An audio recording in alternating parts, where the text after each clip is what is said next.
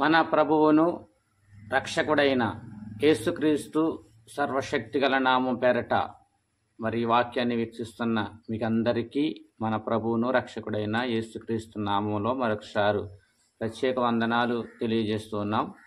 ఈరోజు ఒక అద్భుతమైన పాఠాన్ని మీకు నేను తెలియజేయాలని ఇష్టపడతా ఉన్నాను. అదేమిటి అంటే, ప్రత్యక్ష గుడారములో దేవుని యొక్క మందసము ఉంచుట, మందసం యొక్క గొప్పతనము, దేవుని యొక్క మందసములో దాగి ఉన్నటువంటి గొప్ప శక్తి ఏంటో ఈరోజు నేను మీకు తెలియజేస్తాను.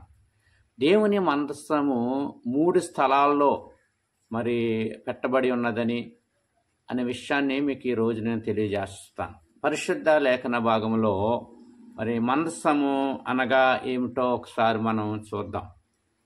దేవుని మందసము నిర్గమకాండము 25 అధ్యాయము 10 నుండి 16 వరకు ఒక అమూల్యమైన మాటలు దేవుడు అక్కడ వ్రాయించి ఉన్నాడు.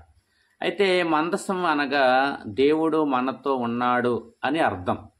విశ్వాసులు కూడా బైబిల్ ఎందుకు తెచ్చుకుంటారు అంటే, దేవుడు నాతో కూడా వస్తున్నాడు అని తెలియడం కోసం మరి బైబిల్ తెచ్చుకున్నట్లుగా మందసాన్ని నల్ల తుమ్మ కర్రతో తయారు చేస్తారు. లోపల బయట బంగారు రేకును తొడిగిస్తారు. 2 కెరూబులు ఎదురుగా పెడతారు, మోయడానికి ఒక కర్ర లాంటిది కూడా అక్కడ పెడతారని మనం తెలుసుకోగలుగుతాం. అయితే మందసాన్ని గురించినటువంటి ఇంకా వివరణ వచ్చే పాఠంలో మీకు నేను తెలియజేస్తాను. ఈరోజు మందసము 3 స్థలాల్లో ఉన్నది.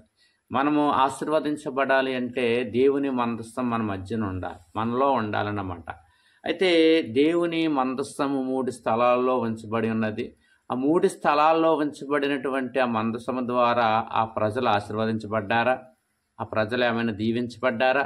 ఆ కుటుంబం ఆశీర్వదించబడిందా అనేది మనము తెలుసుకోవలసిన వారమై ఉన్నాం. ఈరోజు ఈ 3 స్థలాల గురించి మనం తెలుసుకుందాం. మొదటి స్థలం ఏమిటి అంటే, 1 సమూయేలు 5 అధ్యాయము 1వ వచనంలో మరి దేవుని యొక్క మందసం ఎక్కడికి వెళ్ళిందంటే, ఫిలిస్తీయులు అష్టోరోతులో దాగోను గుడిలోకి వెళ్ళింది.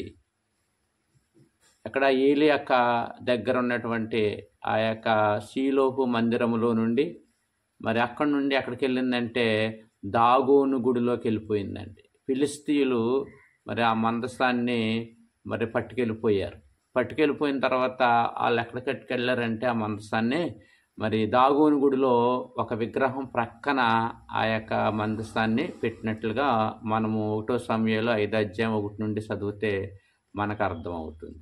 అయితే ఇక్కడ మనం ఒక విషయాన్ని గ్రహించాలి. అదేమిటి అంటే, ఫిలిస్తీయులు ఎలా వెళ్ళిపోయి ఏంటంటే దాగోను అని ఒక దేవత. మరి న్యాయాధిపతుల గ్రంథము 16 అధ్యాయం 23వ వచనంలో మనకు అనిపిస్తుంది, సంసోను మరి బంధించబడినప్పుడు దాగోను గుడిలోకి తీసుకువెళ్ళి అక్కడ తాళ్ళతో కట్టేసినట్లుగా మనం చూస్తూ ఉంటాం. అంటే వాళ్ళకి ఇలా వెళ్ళిపోమన్నమాట. అయితే ఇక్కడ మనము మరి ఆ ఫిలిస్తీయులు అష్టోరోతులో దాగోను గుడిలో మరి ఎన్ని నెలలు పెట్టారు అంటే 7 నెలలు అక్కడ ఆ ఫిలిస్తీయుల యొక్క ఆ దాగోను గుడిలో 7 నెలలు ఉందంటండి. 7 నెలలు అక్కడ ఉండడం వలన వచ్చే ఫలితం ఏమిటి అంటే, మరి 5 అధ్యాయం 6వ వచనం నుండి మనం చదివితే భయంకరమైన రోగాలు వచ్చినాయి అంటండి, పుండ్లు వచ్చినాయి అంటండి. అంత మాత్రమే కాదు, ఆ గుడిలోకి మరి యొక్క మందసాన్ని పెట్టిన తర్వాత మరి ఆ గుడి యొక్క ఆ దేవతలందరూ కూడా కింద పడిపోయారంటండి, మొక్కలైపోయి అంటండి. ఇవన్నీ వారు చూశారు. చూసిన తర్వాత బాబు ఇక్కడ ఈ యొక్క మందసాన్ని ఇక్కడ ఉంచకూడదు అని చెప్పేసి వాళ్ళకి కలిగినటువంటి భయంకరమైనటువంటి నష్టం, ఆస్తి నష్టం, ప్రాణ నష్టం, మరి శరీరంలో ఉన్నటువంటి భయంకరమైనటువంటి సమస్యలన్నీ చూసి వారు శపించబడ్డారనుకుని భావించి ఆ మందసాన్ని ఏం చేశారంటే ఒక 2 ఎడ్ల బండి కట్టి దాన్ని మరి బయటకు మరి యెరూషలేము పట్టణం వైపుకి మరి ఆ బండిలో భయంకరమైనటువంటి అసహ్యమైనటువంటి ఆ యొక్క వస్తువులు, ఆ జంతువులు అవి పెట్టి అందులోనూ దాన్ని పంపించేసినట్లుగా మనం చూస్తూ ఉంటాం. మొదటి మాట ఏంటంటే, మరి ఫిలిస్తీయులు అష్టోరోతు గుడిలో పెట్టడం ద్వారా వాళ్ళు భయంకరమైన శాపాన్ని పొందుకున్నారు, భయంకరమైన నష్టాన్ని పొందుకున్నట్లుగా మనం చూస్తూ ఉంటాం. ఇక రెండవది అక్కడి నుంచి వెళ్ళిపోయిన తర్వాత 1 సమూయేలు 7 అధ్యాయం 1 వచనంలోను, అలాగే 2 సమూయేలు 6 అధ్యాయము 3, 4 వచనాల్లో రాయబడినటువంటి అమూల్యమైన మాట ఏంటంటే, అబినాదాబు ఇంటిలో ఈ మందసాన్ని పెట్టడం జరిగింది. అబినాదాబు ఇంటిలో అక్కడ మందసాన్ని వారు పెట్టారంట. అతని కుమారుడైనటువంటి ఎలియాజరును దాన్ని ప్రతిష్ఠ చేయడానికి అక్కడ నియమించినట్లుగా మనం చూస్తూ ఉంటాం. అయితే ఈ అబినాదాబు ఇంట్లో ఎన్ని రోజులు ఈ మందసం ఉన్నది అంటే 20 సంవత్సరాలు మందసం వారి ఇంట్లో ఉన్నట్లుగా మరి 1 సమూయేలు 7 అధ్యాయం 2వ వచనములో మనం చూస్తూ ఉంటాం. చూసారంటే ఫలితం ఏంటంటే మరి వారు యెహోవాను ఆశ్రయించలేదు. వారు యెహోవాను ఎరగని వారుగా ఉన్నారు. మందసం అంటే ఇంట్లో ఉంది కానీ ఇశ్రాయేలులు కానీ వారి కుటుంబ సభ్యులు కానీ ఎక్కడ దీవెనలు పొందుకోలేదంటండి, ఎక్కడ ఆశీర్వదించబడలేదు. కారణం ఏంటంటే మందసం అయితే ఇంట్లో ఉంది కానీ వారు దేవుణ్ణి అనుసరించలేదు, దేవుని పూజించలేదు, దేవుని మనసారా మరి ప్రార్థన చేసేటువంటి అనుభవం వారికి లేదు. ఒకసారి మనం ఆలోచన చేద్దాం. మన జీవితాల్లో కూడా మన పరిస్థితి అలా ఉండకూడదు. కొందరి జీవితాల్లో బాప్తీసం పొందుకుని చాలా రోజులు అవుతుంది, అయితే తెరవబడని బైబిలు, చర్చిల్లో చప్పట్లు కొట్టలేని స్థితి, మరి ఆ పట్టుమని ఒక గంట కూడా ప్రార్థన చేయలేనటువంటి పరిస్థితిలో వారు ఉంటారు. అయితే ఆదివారం వచ్చిందంటే దేవుని వైపు ఉంటారు, మిగతా 6 రోజులు లోకం వైపు ఉంటారు. వారికి దీవెనలు ఎలా వస్తాయి? వారు ఏ విధంగా దీవించబడతారు? చూస్తే 20 సంవత్సరాలు వారి ఇంట్లో ఉన్నా కానీ వారికి ఏమి రాలేదు అంటే దీవెన రాలేదు, వారు దీవించబడలేదు, వారు ఆశీర్వదించబడలేదు. మన పరిస్థితి అలా ఉండకూడదు. పైకి భక్తి కలగా ఉండి దాని శక్తిని ఏంటో తెలుసుకునే వారిగా మనం ఎప్పుడు ఉండకూడదు. శక్తి తెలుసుకోవాలి, ఆశీర్వదించబడాలి. దేవుడు మనకి తాళపు చెవి మనకి ఇచ్చాడు, దాన్ని జాగ్రత్తగా ఉపయోగించుకుంటే మనం దీవించబడతామని వాక్యం ద్వారా మనం తెలియజేస్తాము. మరొక 3వ పదం ఏంటంటే 2 సమూయేలు 6 అధ్యాయం 10 నుండి 12 వరకు చదివితే, అలాగే 1 దినవృత్తాంతాలు 13 అధ్యాయము 14వ వచనము వరకు చదివితే, ఈ 3వ స్థలం ఏమిటంటే గిత్తీయుడగు ఒబేదేదు ఇంటిలో దేవుని మందసము 3 నెలలు ఉంచబడ్డదంట. ఓబేదేదోము అనే ఒక క్రైస్తవుని యొక్క కుటుంబంలో, దేవుడు నమ్మినటువంటి కుటుంబంలో మరి మందసం వెళ్ళిందంట. మందసం ఎప్పుడైతే వెళ్ళిందో వాళ్ళ కుటుంబాలు ఆశీర్వదించబడ్డాయి అని బైబిల్ తెలియజేస్తూ ఉంది. దేవుని స్తోత్రం, హల్లెలూయా. చూసారండి ఎంతగా ఆశీర్వదించబడ్డాడు అంటే, మరి నిజంగా ఒబేదేదుకు 5 కుమారుల్ని దేవుడిచ్చాడు. ఆ కుమారులు అందరూ కూడా దీవించబడ్డారు, వారందరూ ఆశీర్వదించబడినట్లుగా మరి ఎక్కడ మనం చూడగలుగుతాం. ఎక్కడంటే 1 దినవృత్తాంతాలు 26 అధ్యాయము 4వ వచనంలోను, అలాగే వాళ్ళ కుటుంబాలన్నీ కూడా మరి మందిరంలో పాటలు పాడేవారుగా, అలాగే వాయిద్యాలు వాయించేవారుగా, సితారాలు పట్టుకుని వాయించేవారుగా మరి వారు ఉన్నారని దేవుని వాక్యం మనకు తెలియజేస్తూ ఉంది. వాళ్ళ కుమారుల గురించి చాలా అద్భుతమైన వివరణ మరి బైబిల్లో రాయబడ్డది. వాళ్ళు ఏ విధంగా ఆశీర్వదించబడ్డారు చూడండి. ఇంకా ఒబేదేదు యొక్క సహోదరులు, వారు కుమారులు అల్లనకు 28 మంది ఉన్నారంట. 68 మంది ఉన్నారంటండి. అది ఎక్కడ ఉంటుందంటే 1 దినవృత్తాంతాలు 16 అధ్యాయం 37 వచనంలోను, 26 అధ్యాయము 8వ వచనంలోను మనకు కనిపిస్తుంది. వారందరూ 68 మంది మరి ఒబేదేదు ఇంటిలో ఉన్నటువంటి మందసాన్ని బట్టి వారు ఆశీర్వదించబడ్డారని, వారి కుటుంబాలు దీవించబడ్డారని, వాళ్ళు ఉన్నతమైన స్థితిలో స్థానంలో ఉన్నారని బైబిల్ మనకు స్పష్టంగా తెలియజేస్తూ ఉంది. చూసారండి, మందసం అంటే అది ఒక ఒడంబడిక పెట్టే. అందులో మరి దేవుని యొక్క ఏమేమి ఉంటాయంటే ఒడంబడిక మందసంలో మరి ప్రత్యక్ష గుడారంలో మందసం ఉంటుంది. ఆ మందసంలో మరి మనం చూస్తూ ఉంటాం. ఇందులో మందసం పెట్టిలో యేసుక్రీస్తు సాదృశ్యంగా ఉన్నది. ఇది అతి పరిశుద్ధ స్థలంలో మరి దేవుడు ఉంచాడు. అందులో మన్నా గల పాత్ర ఉంటుంది, చిగురించిన అహరోను కర్ర ఉంటుంది, నిబంధన పలకలు అందులో ఉన్నట్లుగా మనం చూస్తూ ఉంటాం. ఇవన్నీ కూడా దేవుని దీవించడానికి, ఆశీర్వదించబడడానికి దేవుడు అక్కడ ఉన్నాడనే విషయాన్ని మనం తెలుసుకోగలుగుతాం. ఈ రోజున కొత్త నిబంధన ప్రకారం ఆ యొక్క మందసం అంటే యేసుక్రీస్తు యొక్క వాక్యము, యేసుక్రీస్తు యొక్క సత్యము మన హృదయంలో ఉంటే మనం దీవించబడతాం, ఆశీర్వదించబడతామని వాక్యం మనకు స్పష్టంగా తెలియజేస్తూ ఉంది. మరొక మాట, ఆ ఒబేదేదును ఆశీర్వదించబడ్డ కారణం ఏమిటి? వారి కుటుంబాలు ఎందుకు ఆశీర్వదించబడ్డాయి? మరి ఆ మందసము మిగతా 2 స్థలాల్లోకి వెళ్ళింది. అదేంటంటే ఫిలిష్తీయులు అష్టోరోతు దాగోను గుడిలోకి వారు వెళ్ళారు.